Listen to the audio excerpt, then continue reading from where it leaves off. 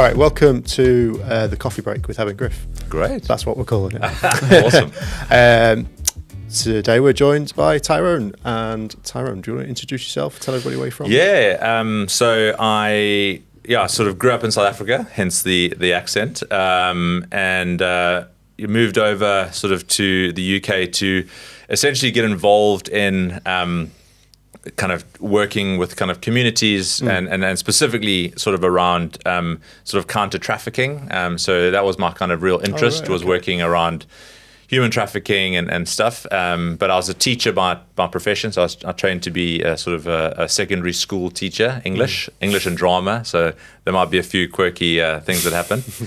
But yeah, so that was my kind of training, but really interested in kind of how I could sort of do more with my kind of skills, and so that's the reason why I came to the UK. So that was in 2010, and then it's been kind of a bit of a journey sort of since then, where I've basically gone on to sort of come up to Scunthorpe. So spent 7 years in London, and then my wife, who I met in London, we decided to start a family, and so we ended up moving up north. And so we've been here 7 years, so it's been kind of like a bit of a split, really. Sort of 7 years then, 7 years here, and so now sort of working with Oasis, developing sort of a community space, but also kind of involved with all sorts, which I'm sure we'll get onto. But just trying to figure it out, like I think most people are in 2024. You know, kind of how do we sort of make things better for the next generation? So What made you choose Scunthorpe, just out of interest? So we settled sort of in Grimsby, so just on the outskirts of Grimsby, in a village there. And when I started looking at kind of opportunities, Oasis sort of who had schools here, so Oasis has sort of academies. They had this opportunity to develop this sort of community bit, and so that was happening in Scunthorpe. So Scunthorpe it was. So it's a bit of a commute, but thankfully I get to sort of do a bit of cycling and use the trains. So it's not as bad a commute as I used to drive, which I think at the end of the day I find just was getting to me, because I was commuting from Scunthorpe to Grimsby. I just ended up like, even though it's like only 40 minutes, you end up getting home and you're like, oh, I just feel like I just need to go to sleep. But cycling, I've actually found it to be more, just one of those things. So I just don't have time in my day to exercise. It's just, and cycling from Grimsby to Scunthorpe is quite a... So thankfully I get some help with the train, and then but it's because I'm on the outskirts. It's about 10 miles a day, but it's just kind of wakes you up in the morning, especially on days like this where it's snowing outside. There's like ice and all that. So but no, all good. Oh, amazing. I mean, what were your first impressions of Scunthorpe? So, I mean, I think I grew up in South Africa. I grew up in a very kind of industrial sort of town. So that's what brought my dad to the town that we grew up in, called Richards Bay. And a lot of factories, a lot of kind of industrial sort of sites. So I think when I first sort of saw the looming kind of British steel, in some ways it felt like home, because there's some familiarity. Absolutely. Yeah. I think the only thing that Scunthorpe didn't have was we lived obviously quite close to the coast, so not having the access to the sea, was a bit of a shock to the system. But I think for me, by and large, I think I've been amazed at just the people that I've met, and just the types of ideas that people are sort of wanting to run with. There's a massive optimism, like I feel, even though there are sort of moments where things seem uncertain. Like generally speaking, like the friendliness and just the openness that people have has been incredible. So I've thoroughly enjoyed the last 7 years around here. When did you get involved with the community space then? So basically, sort of how it worked was that when I started my role, we didn't have any community space at all. And so that was one of the things that I kind of identified really soon on, sort of having moved to Scunthorpe, was that there was not a lot of, there was community centres and libraries and things like that, but there wasn't any sort of collaborative spaces to kind of get people coming together, meeting, especially creative people. Like I was running a coffee morning in a children's centre, and I was speaking to a lot of single moms like that were creative themselves, but they were just talking about, actually there was just no place for them to sort of come together and kind of make their ideas sort of real. And so that's kind of where I started getting involved with community spaces, where I just said, actually, there's a library just down the road, like, let's see what we can do there. And so we started to kind of talk about, like, how do we utilize this library more, because libraries were kind of becoming a thing of the past. Yeah. And so that's kind of where we sort of said, actually, we could actually run our own space. And because this library was actually coming up to a point where, you know, that the council was going to sort of close it, sort of essentially. And so we had the opportunity to lease it. And so that's where kind of what I ended up doing was developing the projects around sort of trying to create a sort of a holistic kind of community space. So yeah. It's a great little space. And I'm glad that you guys got to, because we've kind of sort of every over the last few years we've kind of bumped into each other. It was amazing to be able to work with you sort of properly and actually bring you in and go, actually, this is the vision, you know, because often when we spoke, I was just like, this is what I want to do. And then, and then like actually having the space, you know, ready for action, I think it does feel like we've kind of reached quite a milestone, I think. Is it quite popular? So I think we've gone through, obviously it is popular now. I think in 2020, when we took the keys, you know, and like COVID happened, like we recognized that it was going to be a job even without COVID of getting the space ready, and also to kind of introduce people to this idea of actually, it's a co-working space, it's a coffee shop, it's a, you know, it's a workshop space, it's studios, it's all sorts. And I think a lot of people, it took some time for them to go like, okay, I don't necessarily understand it, but like I think now 4 years later, we're starting to see that groundswell of just, you know, conversations, explaining to people what it is, how they can be involved. And actually we've got now sort of a real group of both volunteers, but just people that come and use it as a space, most days now. So Monday to Sunday it's being used, you know. So I think before then, you know, as a library, it was quite sporadic. The hours were quite sort of odd, but I think now I feel like it's a model that we can replicate. You know? Yeah, I guess from the start, because it's nothing that Scunthorpe's ever really had. People getting their head around the idea and like what kind of space this can be used for. Like it's kind of alien to Scunthorpe. And it's something that Scunthorpe had definitely lacked.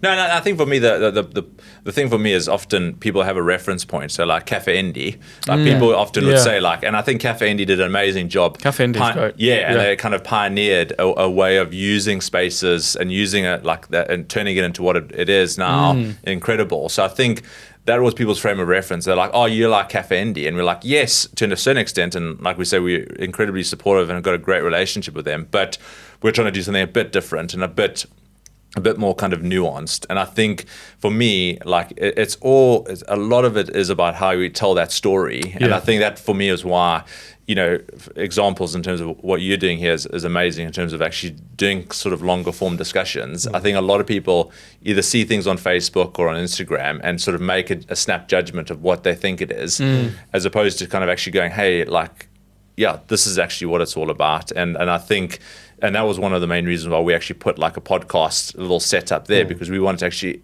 encourage people to tell their own story from within the space, you know, not just us sort of blast out, this is what we think, you know. It was called the Crosby Collective then, it's called the Oasis Community Space now, but you know, actually you tell your own story. And that's where kind of we felt from a storytelling perspective, we needed to kind of think differently about sort of how we did that. And so that's why, you know, kind of we tried to encourage people to do stuff like podcasts, because that's, it just, it helps get that out. Definitely. What's the, because you've got, is it like a community pantry there as well? Yes. Yeah. So I mean, that's probably one of the most successful things that I think we've done, because we've done a lot of things that have absolutely tanked, you know. Genuinely, like I think, you know, the amount of things that we've tried, but I think the pantry, essentially it's surplus food. So on a Tuesday like today, it's the busiest day because we get our delivery, it's from Fair Share. Okay. And so essentially it's a 30 odd crates, you know, of food that we get, a combination of fresh and then people can use it like a shop, so generally it's about a third, to even a quarter of what you would pay for it in a shop. But it's basically completely fine. It's just because often the supermarkets often overorder, and so they've just got surplus, so that it needs to go somewhere. And so we've basically done that over the last few years, but we've kind of connected it to our coffee shop. So it's a lot of people think, it's like somebody's actually said to us, it's like a food bank in M&S, We're just like, no, it's just I use it, everybody uses it. It's very much a case of going, actually, we want people to become so used to, getting involved with food waste, that they buy their coffee, they do their little grocery shop, and it's just as simple as that. But I think, again, it's that whole thing of people's reference point. They're just like, it's not about poverty. Yes, everybody will need a pantry and a place that you could buy sort of cheap food, but actually, if we just make it about food waste, that means everybody can access it, and it's not about the stigma, that actually, I need to shop because, I think we just need to just change that kind of story, that we were telling. That's a really good incentive, and it's in quite a poignant place to have it as well, because the area that it's in, it's not traditionally the wealthiest area in Scunthorpe. So no, absolutely, it's great to help people out. In that sense as well. I mean, the community in Scunthorpe. How would you what would you sort of summarise the community in Scunthorpe like? Because it's I think there's around that area, like you've spoken about, there's kind of an established community of people that have kind of migrated to Scunthorpe, whether it's to do with the factories or whether it's to do with steel or whatever. It's kind of the more established migrant communities, so and I think people have sort of actually we here for good, and so there is a sense of family. There's a lot of so we built a lot of, because we do quite a bit of youth work around that area. We've got to know quite a few of the families sort of there. I think sort of as a whole, it's a community that is struggling to sort of find a way of gathering. So there's so many sort of micro communities there, and it's you've obviously, especially we can see even kind of close to Frodingham Road, you've got kind of like the Polish community, and they've got kind of the Polish centre that they kind of meet at.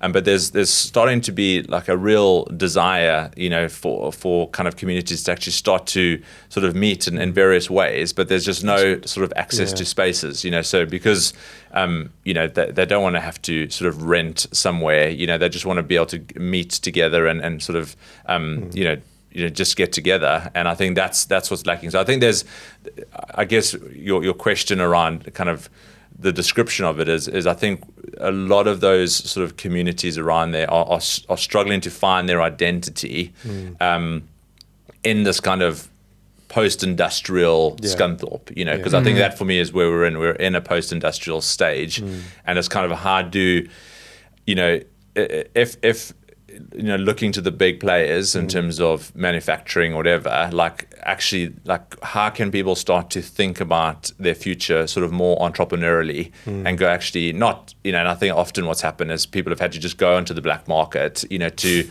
just do their thing, because actually nobody's giving them support, so they just have to get stuff done. Whereas I think there's a real entrepreneurial edge, to a lot of the communities around that area. But unfortunately, it goes down the more illicit route because there's no pathways for them to be actually, hey, I'm really good at this. And a lot of the young people, I think, especially around county lines and stuff like that, we've seen countless young people that have just gone, actually, drugs pay a lot better, so we're just going to go down that route, and come what may, Do you feel like there is a bit of like a quite a downbeat attitude in Scunthorpe?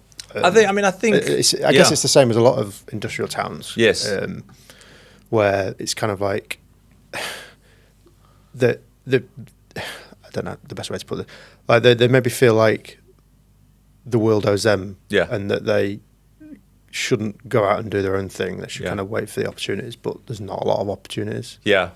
I think there is. I think what we hear, I think in terms of young people and just people, I guess, in their 20s, kind of coming out of college, university. I think there is a a certain kind of apathy, to kind of actually, I don't really know what to do next. I'm not necessarily coming up with my own ideas, but I'm kind of waiting to see what happens. Pardon me, and then kind of responding to that. But so I think for me, I do get a sense of that. But I think at the same time, I guess we're not necessarily opening people up. And I think for me, this is where the network side of things, because we're limited by our networks, and the people that we get to spend time with in terms of, this is a possibility. I've met somebody that does this thing, and it's not just something that they read about on social media, but generally you connected to somebody. Like, I think for me, that's the solution. It's about how do we open up these networks that have maybe been quite insular or quite closed to young people, to graduates, to people that really have the desire to do something with their lives and actually go, here's a way of doing that. Here's some networks. It's about giving them and showing them the opportunities that there is. And I think because a lot of these opportunities are just being figured out. Like, you look at AI, you look at all these new technologies that are coming to the forefront. It's going, like, how do we give young people in Scunthorpe sort of the best opportunity at getting into those kind of careers, and not feeling like they've just been sidelined and they just need to wait, till they get the handout or whatever to kind of do it, or kind of that lucky break, because actually ultimately you need to put that hard work in, and I think that's often not what's happening. They're just waiting for that lucky chance. The thing is that Scun is no different to any other big town. Yes. The opportunities are there. It is just about making them apparent. Yes, absolutely. Yeah, and I think for me the point is that the business, the way that you actually sort of get the word out about things, and I think traditionally a lot of the kind of business networking has been quite sterile. So I think if somebody that's coming into that's quite rough around the edges, that's just trying to sort of get in there, as it stands, I think the kind of business networks that exist don't necessarily cater for those young people. Because often you come into those networks and you're meeting a lot of lawyers, a lot of accountants, a lot of things, and you're like, especially if you're creative, by default, you're kind of looking for those others in that kind of audience, and you're not seeing them. So you often are having to pioneer yourself in some of those networking scenarios. And I think if we're not creating sort of those opportunities for people to feel, like a sense of belonging there, a sense that they, that those networks could really be advantageous to them rather than them just striving. Because I think that's often the thing. People just give up and just go, I'd rather just not, waste my time. It's quite a slog. Networking was like always a bit of a necessary evil for us. It's really powerful. But, it's a bit daunting and a bit, like you say, there's some that aren't as beneficial as others. And it's a bit of a minefield, really. But it would be great to see more kind of creative networking events out there. I mean, leading on to that, do you feel like creatives have quite a big role to play in the future of Scunthorpe? Oh, absolutely. I think for me, I've always said this, like, I think there's something about the creative person that almost acts as like a prophet, like there's a prophetic element to it, because actually you can create a world, whether it be visually, kind of through story, through whatever, that allows people to buy into a narrative that's different to what they believe. And I think for me, there's something about how do we allow sort of creative people to do that, because often it's just about the hustle, and just kind of just getting stuff done, as opposed to going, actually, we are valued as much as the lawyers, the accountants, everybody else that's contributing. Like, we are a part of the storytelling. And I think for me, like, we use Grimsby a lot because I think there's been some real interesting wins there in terms of how the creative community has been allowed to flourish, through funding, through various ways. And so I think for us, it's about how do we release sort of creative people, to kind of work in a collaborative way. Because I think competition, there's always going to be that competition, but I think there's not been enough opportunities for creative people locally to just collaborate together, because that's how you learn, and actually you're playing to your strength, we're playing to our strength, I think at the moment it just feels like it's just competition, and there's not that kind of meaningful encouragement, even for young people that are even entering into the creative industry to go, actually, like, this is a welcoming space. It feels, it's 100%. I think that's what my sense is. I think one of the problems is that because people don't see these opportunities out there to collaborate, and you've mentioned this before, that a lot of people are going to colleges in Scunthorpe, getting the qualifications, and then just leaving Scunthorpe because they think, well, there's nothing here for me. But there is, because there's so many creative people around Scunthorpe. It's just about everyone kind of sharing that same mindset.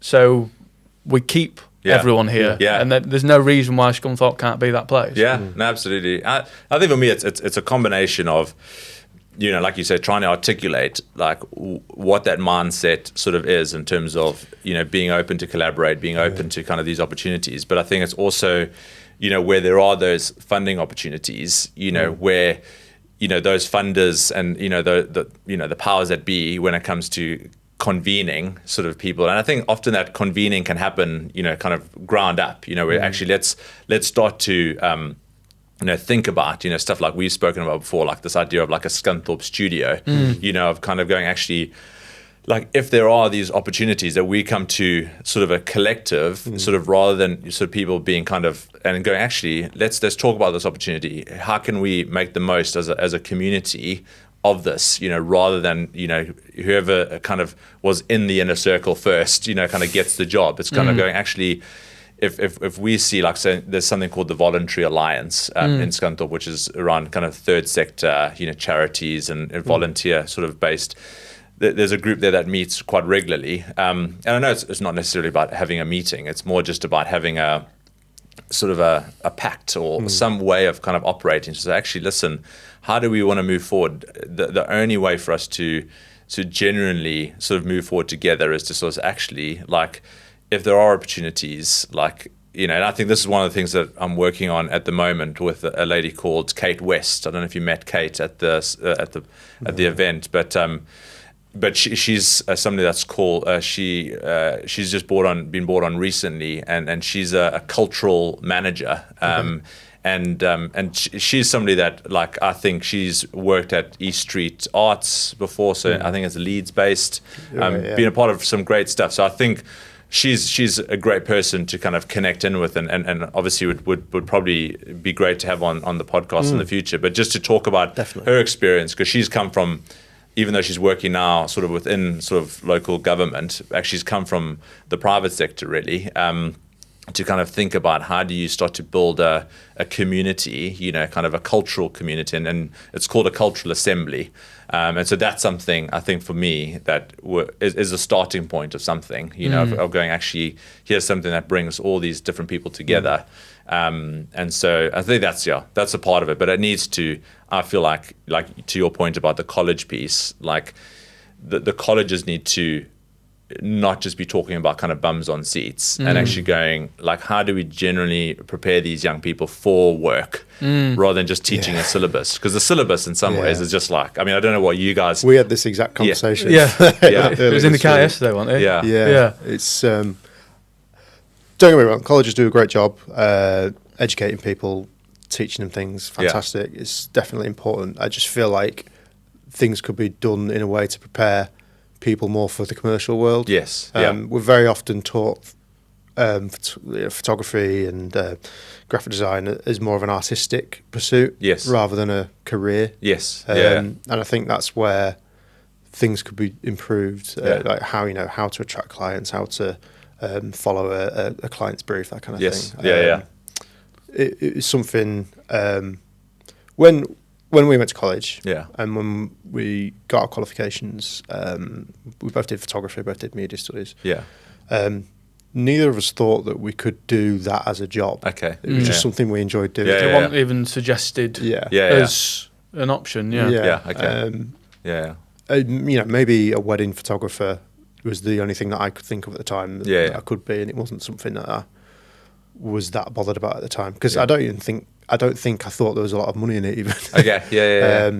But so that's why it's something that's happened to us a bit later in our lives, where we've gone, actually we can turn this passion that we've got into a career, and that's how we've got to where we've got to. Yeah, brilliant. But I wish that I'd had that knowledge earlier, and that we'd started earlier, because if we'd have started doing this when we were 20, it would have been a much different place to now. And not that I'm complaining. Because I'm very happy now. But I just feel like there could be a lot more done to sort of encourage people to even just to start their own thing and do their own thing. But I think you're onto something there, because I think that's where the T levels, are something of a hybrid course that I think we're working with North Lindsay quite closely on their T levels, and I think maybe that's where some of it is, because there's a real focus on work placements and work experience as well, I think. Yeah, no, exactly, because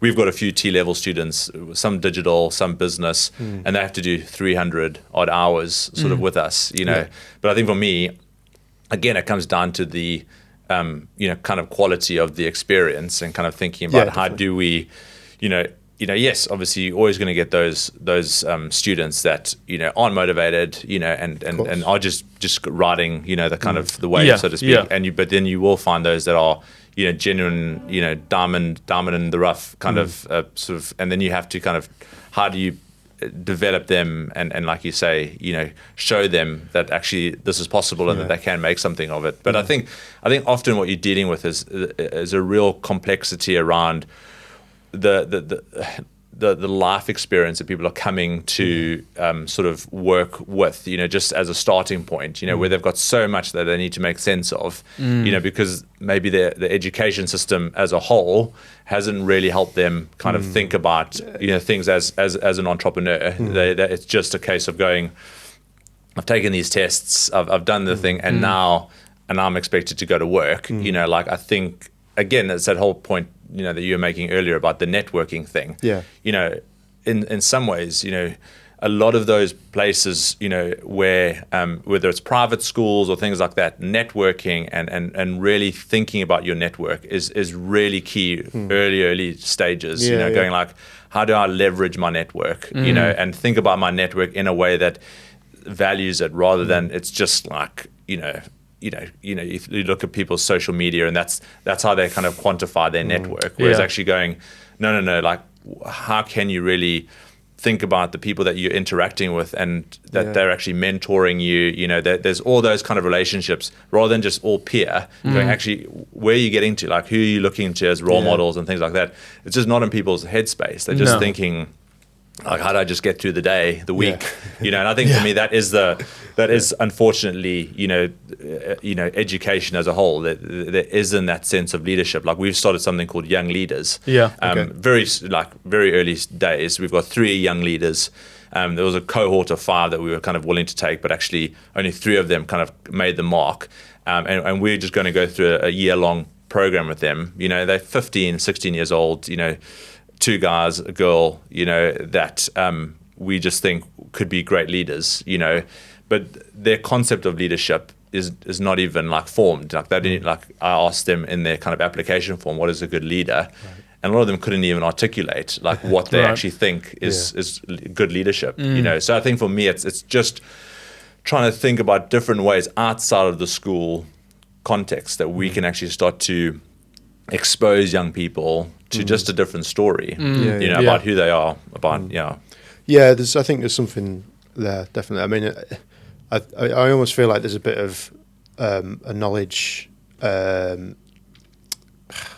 like, I think people need to get out the idea of school, college, university. Like, there's so many different ways you can approach things, and and I think that will help keep some of the talent in Scunthorpe as well, especially things like apprenticeships and T levels, where they're getting these experiences in local businesses. And they're kind of going, oh, actually, you can do this here. You can make a living for yourself here doing this. I think that's really valuable. We wanted to talk to you a bit about Scunthorpe tomorrow. Yes, go for it. So Can you try and explain what Scunthorpe Tomorrow is and maybe what you're trying to achieve? So, I mean, essentially, the kind of the idea was around kind of developing a network of people that were kind of looking to the future of the area, the future of sort of Scunthorpe and the surrounding area, but thinking about not just people that live here now and work here now, but actually what we're finding from people that I've met, so one of the first people that I met was Robert Allen, who kind of co-founded Scunthorpe Tomorrow with me. He had been away from Scunthorpe for 20 years, but really had a desire to kind of, his family was still here, had some friends that were still here, and he wanted to sort of somehow, kind of give back, and find a way, a mechanism of using his skills locally here. And he was just kind of, time after time, getting to kind of a dead end, when it came to opportunities. And so we just thought, actually, there must be more people that are wanting to give back and sort of start to think about what that could look like. And so we, in June of 2023, we basically invited a few people and basically had some food, and just said, hey, this is what we're thinking. It was about 20 of us. It's a combination of people from education, private sector, all different fields and different industries. How can we sort of develop something? And so from then, we kind of just kept meeting, like month on month, kind of what's next. And we didn't really necessarily have a name. It was something around the future of Scunthorpe and stuff like that. And then we kind of, I think it was ChatGPT actually that gave us Scunthorpe Tomorrow. We were like, I'm just tired of this creative ideation. Like, let's just give it to ChatGPT. And then they came up with Scunthorpe Tomorrow. So we just said, okay, let's build a website. And so we thankfully sort of got a great guy called Justin who has been helping us sort of develop the website in conjunction with some students. But essentially it started as a small group of people and it slowly but surely grew. And then I guess what happened sort of about I'd say 6 months ago is we just thought actually we need to do something here that we often would have new people joining every month. But what was happening was that often we were like talking about stuff like we spoke about Scunthorpe Studio, and we kept having to when new people joined, we were like, okay, let's introduce everybody. And we were spending a lot of time introductions and stuff like that, which is actually, let's just do one event sort of once a quarter that allowed everybody to get together, kind of meet new people, just catch up. And that's where kind of the whole idea of the Place Lab kind of sort of originated was just let's do this sort of bigger gathering, get all sorts of people in the room, have a bit of a panel discussion, a few workshops.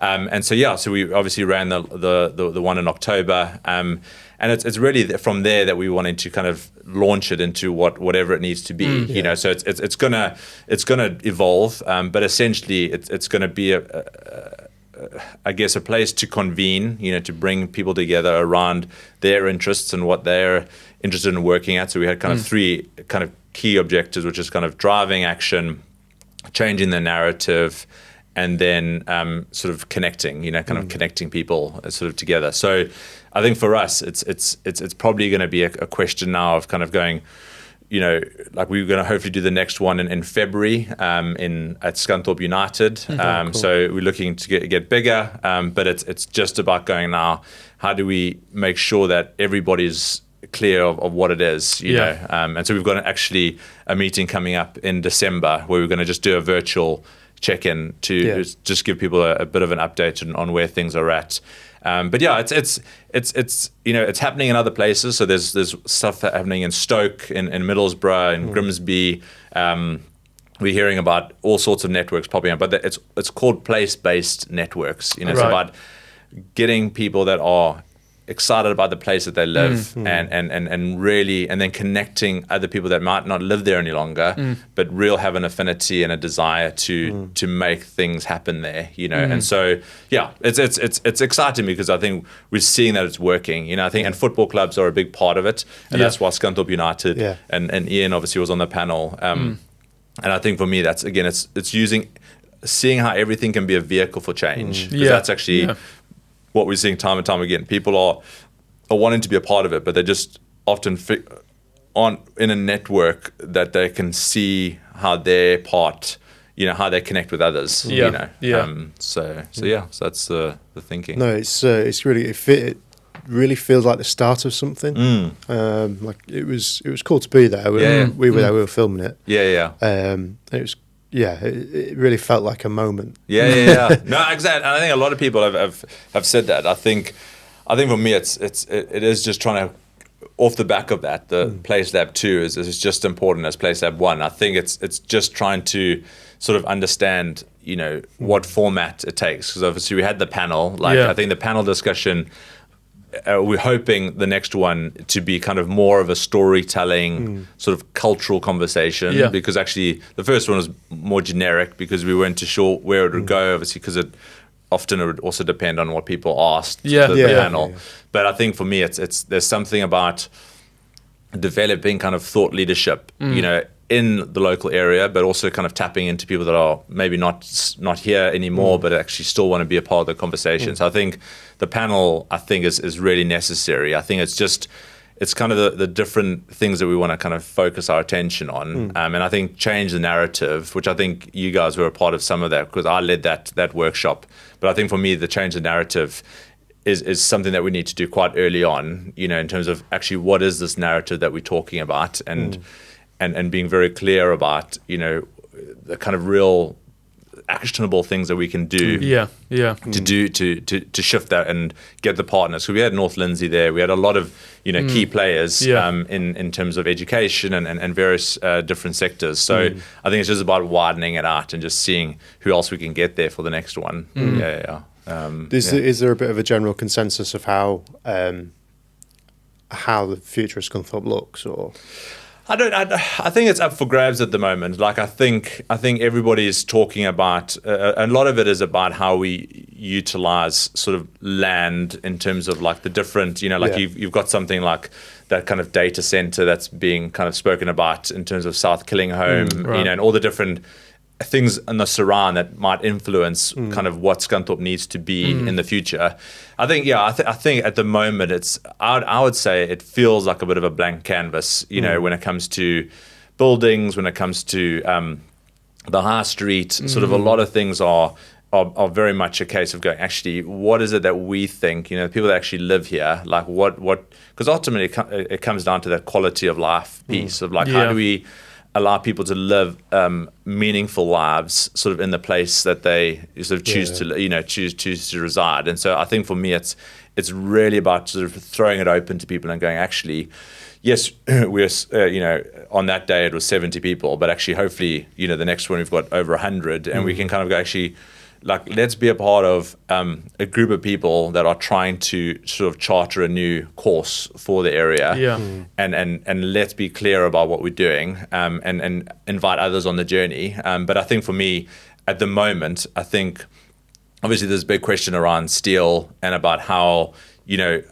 what our relationship is with steel, whether it's green steel or whether it's whatever. But it's more about how are we a part of some of the emerging industries of the future? And so one of the guys that was there on the day, Gordon Dugan, who's a professor at Cambridge, he's from Scunthorpe. He used to play on the actual site where the library is at the moment. He used to, before it was built, he talks about he's in his 70s now, great guy, and he's had experience, basically developing these data centers all across the world. He's a professor at Cambridge, but he's been involved with sort of helping train data analysts all over the world. And he's coming to Scunthorpe. He just bought a house here, sort of back here recently, and he's going, how do I use my skills and things? Exactly. And so I think for me, it's sort of every time we get the same thing where people are just going, I just want to just get stuck in. I just want to just hit the ground running. I don't want to have to spend 2 years just finding whether I'm at the right meeting, just going actually, if you've got a skill set, we can't waste time. We have to, seize the moment. If there's funding that's available to get stuff off the ground, then we have to, get on with it. So I think for me, I think there is a real sense of, and especially kind of communicating to the younger generation. I think that there's a concern that, especially all the stuff around the Humber and all the great ideas around renewables and stuff like that, it just isn't trickling down to the younger generation. So they still feel a bit confused as to what that means for them. And yes, they're excited about this idea of renewable energy, but I think, kind of trying to make it more real for young people to kind of think this is my part and this is how I want to be a part of the future. You know, I think that's going to be the tricky part, to try and bridge the generational like a mindset divide. Thing. It's a bit like what we were talking about earlier with not everyone, people being a little bit downbeat about where they live, and I think that'll be a big part of it, is changing people's mindset towards the town and how they feel about it. I think it's always been it's always had a bad label, Scunthorpe. And I don't think it's deserved. It's got problems. Every place you go to in the UK will have its problem areas. But, it's a good little town. It's hard working, and there's a lot of really interesting people here that do interesting things. Look at the way that the town rallied together for the football club. Absolutely. That's so powerful. And I just think they need to do that for the whole town. Really. I mean, I think for me that there's an example of, I think it was Middlesbrough, who I don't know who it was that said it, but one of the kind of key leaders, I think, whether it was a sort of a similar network to Scunthorpe Tomorrow, they just said, what we're going to do is we're going to make sure that sort of Middlesbrough is the most creative town in the UK, you know, and so almost create statements, you know, that call the best out of people, you know, when it comes to sort of actually, obviously you know, when it comes to this idea of who's going to be the best, who's the most, you know, it's up for grabs in terms of what the decision is. But actually, if we are pursuing a goal, you know, pursuing something that is that calls people to think sort of how they can contribute, you know, and actually be part of something bigger, you know, I think for me that's what young people are looking for and are asking for, is actually like, I want to be part of something, even in that small microcosm of what we're doing at the Oasis community space, you know, even if it's like with our coffee shop, you know, like a lot of the young people have really kind of, you know, they just want to be, because we started to do like train baristas, you know, and kind of do like send people on barista training, and we even took one of the guys up to sort of a professional barista, which means you can compete at, you know, different levels in terms of the latte art and stuff like that. But I think for me, it's if they don't have anything to aspire towards, you know, and there's nothing to aim for, then we will just wander through life aimless and things like that. But I think if you start to cast a vision that says, actually, what would it look like sort of for, you know, kind of Scunthorpe to be the most sort of innovative town in the UK? Like, just, you know, take something like that and just go, actually, what does innovation look like? And then we just aim at it, you know. And so I think for me, it's just sort of starting to think about how we frame things. And when it comes to a mindset, it's framed, you know, like ultimately with the conversations we have on a day-to-day basis. But I think if we're starting to speak to schools and kind of go, actually, let's get on and think about sort of how you can all be part of this part of the story. But I think it's difficult, like you say, when people are, especially with things going on at the moment in terms of sort of living costs and things like that. But I think that's often it's in those times of people's greatest struggle. Like I coming from South Africa, like I often look at this. Like if you look at kind of the creativity that's happening in South Africa at the moment, like I'm about to go to Cape Town. My sister's getting married in about 2-3 weeks. So I'm gonna head in. Cape Town is just one of those like melting pots of just all sorts of. You don't feel like you're in Africa really. It feels like this real metropolitan, like, and there's some good things about it and there's bad things. There's a lot of division still, but the creative output of a place like Cape Town, a place like South Africa is just incredible, but it's come through struggle. And I think for me, that's something that we need to think about in terms of going, actually, it's only through struggle, you know, that people generally start to think about, actually, you know, these are the things that are of value and are the things that I can contribute. But actually, when things are going well and it's all happy days, you know, I think there's an apathy. But I think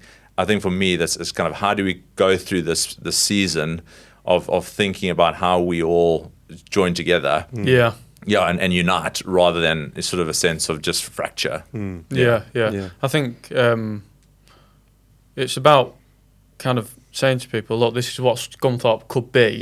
You need to go through this and work together to get to this point.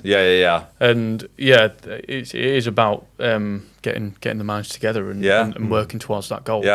And there's no quick fixes. I think that's the thing. I think a lot of people are just looking for those. They're expecting solutions. it to happen straight away. And I think especially when it came to kind of leveling up and all of those kind of promises about those places that have been left behind. Again, it was an external thing that was going to hopefully help level up everywhere else. And I was like, actually, ultimately, if there's no partnership, if there's no collaboration, that leveling up or that idea of leveling up will never exist, because actually, this thing that is, just trying to get people all on the same playing field, it's a fantasy world. Like the reality is that, people and communities and towns and places need to kind of go, actually, how do we work together? Because ultimately, if it's handed to you on a plate, you're not actually learning from anything. And I think for me, that's often the thing is, yes, in a story-like fashion, you want that fairy tale of everything like a little wand, and everything kind of miraculously changes into what you want it to be.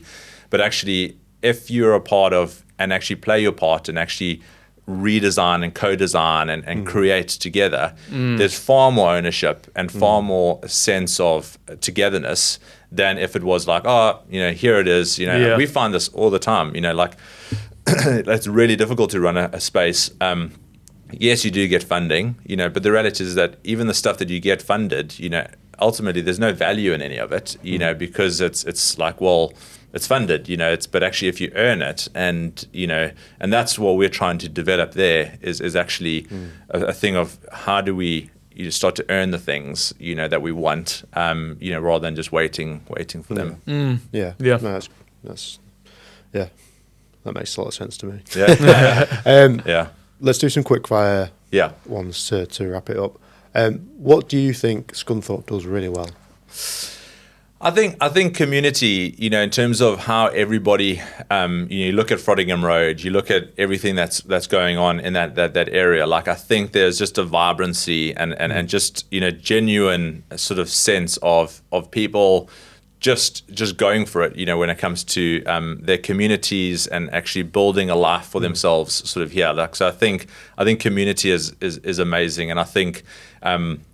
The way in which sort of people are just so welcoming, and I think just invite you in, like I think just having been here for 7 years, like I don't think I've ever been in sort of a meeting where I've felt unwelcome. It's always been a sense of, come and chip in, So I think for me, just that sense of, welcoming is incredible. Yeah. And what do you think Scunthorpe needs to improve on? I think. I guess to summarize what we've just said, like I think the sort of really majoring on sort of what it is that we can do sort of together, and actually, learn from places outside. Do as much learning as possible, because the thing is, it's just because it's happened elsewhere doesn't mean that we have to do it our own way. We generally do just need to learn from how things have worked well elsewhere and just implement it and just get on with it. So there's nothing wrong with doing the same. Yeah, exactly. Doing the same and tweaking it as we go, but ultimately just acknowledging where things are working elsewhere and for it not to be a sense of competition, but just going, actually, we're all part of this sort of journey of figuring out how we do the next 10 years well, like how can we learn, and just learn, rather than feel like we have to, be the first to do something. Yeah, definitely. What we're doing with our podcast now is we're getting guests to ask the next guest a question. So our last guest asked, and I think this is right. They asked if you could go back in time and tell your 16-year-old self some advice, what would you tell them? Yeah, I think for me the importance of sort of genuine sort of networks and genuine community. Like I think for me, sort of coming out in South Africa, you kind of do school until 18, so we don't have like kind of the college model. So I would have just been kind of 2 years left of school when I was 16, and I think for me, I didn't have a concept of the people that I was kind of connected with and who I was mentoring. Like I think I would say to myself, look for those mentors. I did have people in my life that, thankfully, but I think I would be on the lookout for more people to kind of mentor me, to kind of, and be intentional about those relationships, not just go, oh, it's nice to know those people, but actually go, I want to learn as much from those people while they're in my life as I can. And really sort of seize those relationships. Yeah. Cool. No, fantastic. Yeah. So what would you ask? Yes, I know this is I think maybe to kind of go down the same line of thinking, in that it's almost going to your sort of 80-year-old self, kind of speaking to your future self. Your future self in terms of in your kind of retirement, and kind of almost asking them the question, kind of like what do I need to focus on now? Kind of if you thought about yourself in 80 years' time, like what are the things that, I should be spending my time on like now, and really leaning into that. So as your 80-year-old self, what do you think you would be sort of telling yourself in the present? Okay. That's interesting. Because I think for me, that's often you often I've seen a few clips on Instagram and Facebook over the last sort of few months where there's kind of these like monologues of people kind of saying, actually, in 100 years' time, everything you own, somebody else will own, and all those kind of things. That thing of where everything is so material at the moment, like it feels like sometimes that having that reference point to be like, actually, like I'm just in my late 30s now, but like, really in 40 years' time, like what are some of the key things that I should actually be thinking through, anyway. No, that's good. I like that. Interesting. Good way of thinking about it. How can people get involved with Scunthorpe Tomorrow? How can people so I think definitely go check out our website, so scunthorpetomorrow.com. So you can sign up to our kind of newsletter, and sort of all the events are there. If you want to just sort of get in touch, so hello@Scunthorpe Tomorrow. But I think definitely just, even if it's sending us, we've got a WhatsApp there too, so you can always just WhatsApp us and just sort of say, just get a coffee, because often that's what we find is just having that initial coffee and just sort of seeing how you're wanting to get sort of stuck into what's going on. But just welcome anybody to just sort of drop us a line and just see sort of what's going on. Yeah. Excellent. Great. Thanks for coming on. Thank you very much. No, it's been great. Thank you. Thanks for watching. Don't forget to like and subscribe, and we'll see you in the next episode.